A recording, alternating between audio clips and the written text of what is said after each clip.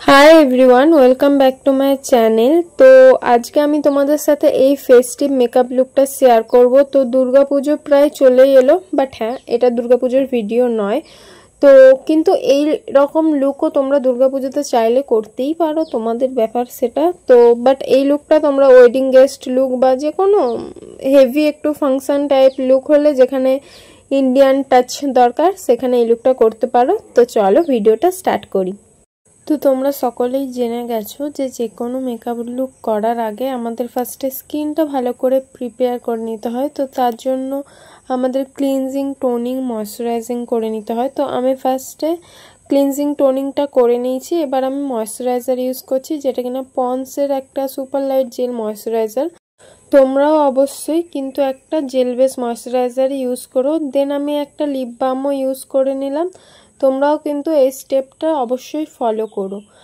তো এরপর আমাদের স্কিনে যেহেতু মেকআপ হবে, তো সেই জন্য আমাদের স্কিনের উপর একটা ব্যারিয়ার তৈরি করতে হবে যাতে আমাদের স্কিনে কোনো রকম কোনো ক্ষতি না করে। তার জন্য কিন্তু আমাদের একটা প্রাইমার ইউজ করতে হয়। তো আমি এখানে ইনসাইটের প্রাইমার ইউজ করছি। প্রাইমার ইউজ করার ফলে আমাদের স্কিনে কোনো রকম কোনো মেকআপের ফলে কোনো রকম কোনো ক্ষতি হবে না, প্লাস আমাদের মেকআপটাও অনেকক্ষণ লং লাস্টিং হবে। তো আমি এখানে একটা জেল বেস প্রাইমার ইউজ করেছি। তোমাদের যদি ড্রাই স্কিন হয় তো তোমরা সেই অনুযায়ী ক্রিম বেস প্রাইমারও ইউজ করতে পারো। দেন আমি এরপর আমার স্কিনটা একটু কারেক্ট করছি। তো কারেক্ট করার জন্য আমি এখানে ইনসাইটের একটা কনসিলার নিয়েছি, যেই কনসিলারটা কিনা আমার স্কিন টোনের থেকে একটু ডার্ক। তো তোমাদের যদি খুব বেশি ডার্ক স্পট না থাকে তাহলে অরেঞ্জ কারেক্টার ইউজ করার কোনো প্রয়োজন নেই, একটু জাস্ট ডার্ক টোনের কনসিলার ইউজ করবে তাহলেই হবে। দেন এবার আমি কনসিলারটা অ্যাপ্লাই করে নেওয়ার পর এবার আমি ফাউন্ডেশন অ্যাপ্লাই করব। তো আমি এখানে মার্সের এই ফাউন্ডেশনটা ইউজ করছি। আর বিশ্বাস করো, যদি তোমাদের স্কিনে খুব একটা বেশি ডার্ক স্পট না থাকে তাহলে এই যে আমি যে ফার্স্টে যে স্টেপটা করলাম, একটু ডার্ক শেডের কনসিলার অ্যাপ্লাই করলাম ফেসে ফার্স্টে, সেই স্টেপটা না করলেও চলবে, কোনো প্রবলেমই হবে না। এই ফাউন্ডেশনটা এত কম টাকার মধ্যে 400 টাকার মধ্যে মেবি হয়ে যাবে, কিন্তু এত ভালো এত হাই কাভারেজ ফাউন্ডেশনটা যে বলার নয়। এত ভালো প্রোডাক্ট আজকাল মার্স বানাচ্ছে যে কি বলবো আর। তো যাই হোক, আমি ফাউন্ডেশনটা দেখতে পাচ্ছ অল্প অল্প করে জাস্ট অ্যাপ্লাই করে নিচ্ছি। তো ফুল ফেসে কিন্তু একেবারে ফাউন্ডেশনটা অ্যাপ্লাই করতে যেও না, অনেকে বিউটি ব্লেন্ডারে নিয়েই একেবারে ডিরেক্ট ফেসে অ্যাপ্লাই করে, আমিও মাঝে সাঝে তাড়াহুড়োতে করে থাকি। বাট সেটা করলে ফাউন্ডেশনটা বেশি ফেসে যাওয়ার থেকে বেশি বিউটি ব্লেন্ডারেই চলে যায়। তো সেটা করো না তোমরা, একটু টাইম নিয়ে ব্রাশে করে অ্যাপ্লাই করো, দেন ব্লেন্ড করো। দেন আমি এখানে সুইস বিউটির একটা লিকুইড ব্লাশ ইউজ করছি। তো এই ব্লাশটা খুব একটা আমার পছন্দ নয়, এবারে কিনে ফেলেছি, ইউজ করতে হবে, কিছু করার নেই। কিন্তু এটা খুব তাড়াতাড়ি ড্রাই হয়ে যায়, ব্লেন্ড হতে চায় না ভালো করে, এর থেকে মার্সের ব্লাশটা ভালো। তো যাই হোক, আমি ব্লাশটা অ্যাপ্লাই করে নিয়েছি। এবার আমি ইউজ করছি কনসিলার যাতে আমার ফেসটা একটু হাইলাইট হয়। তো আমি মেবলিনের একটা একটু লাইট শেডের কনসিলার অ্যাপ্লাই করছি। তোমরাও কিন্তু যখন হাইলাইট করার জন্য কনসিলার ইউজ করবে, সেই কনসিলারটা তোমাদের স্কিন টোনের থেকে 1 কি 2 টোন লাইট ইউজ করতে হবে।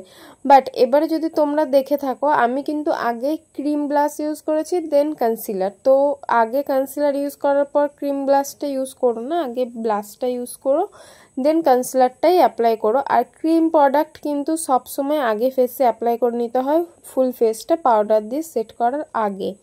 তো আমি যাই হোক, আমি কনসিলারটা ভালো করে ব্লেন্ড করে নিচ্ছি। এবার আমি ফেসটা আমার কন্ট্রোল করব। তো আমি ক্রিম কন্ট্রোলটা খুব একটা পছন্দ করি না, তো আমার যেহেতু অয়েলি স্কিন সেই জন্য কিন্তু আমি এখানে মাইগ্ল্যামের এই ব্রঞ্জারটা অ্যাপ্লাই করছি। আর এই ব্রঞ্জারটা ভীষণ ভালো, এই ব্রঞ্জারটা আমি অনেক দিন ধরে ইউজ করছি। আর দেখতে পাচ্ছ আমার ব্রঞ্জারটা কতটা শেষ হয়ে গেছে, অর্ধেকটা ভেঙেও গেছে। আমি আবার এটাই কিনবো, সে তোমরা একই ব্রঞ্জার বারবার দেখো বোর হও, আমি এটাই আবার কিনবো। তো যাই হোক, এবার আমি ফুল ফেসটা কম্প্যাক্ট দিয়ে সেট করে নিচ্ছি।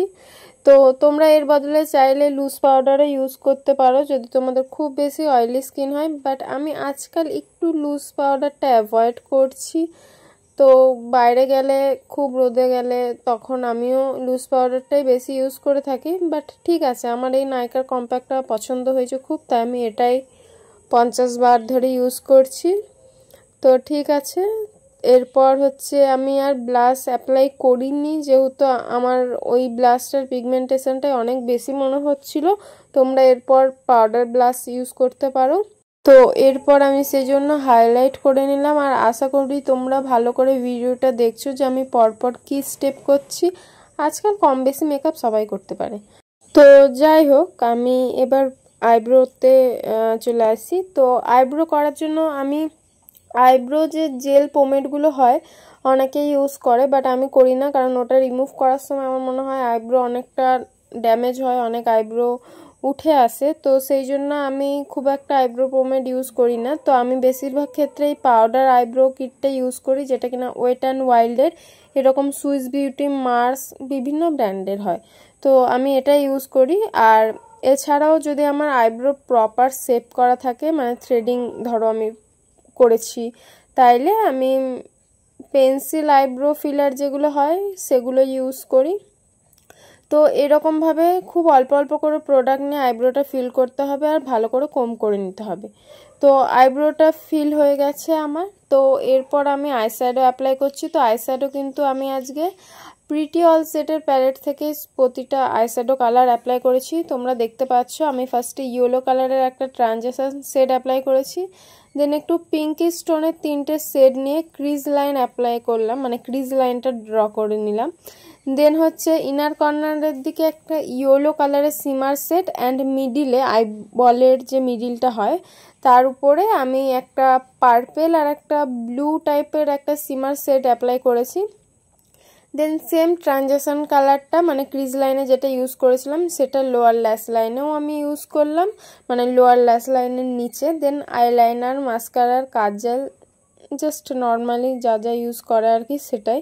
তো আমি ভালো করে সব কিছু আর একবার ব্লেন্ড করে নিলাম। তো নেক্সট হচ্ছে লিপ লাইনার। তো লিপটা কিভাবে ড্র করছি দেখো তোমরা, আমি এটা মার্সের লিপ লাইনার ইউজ করছি।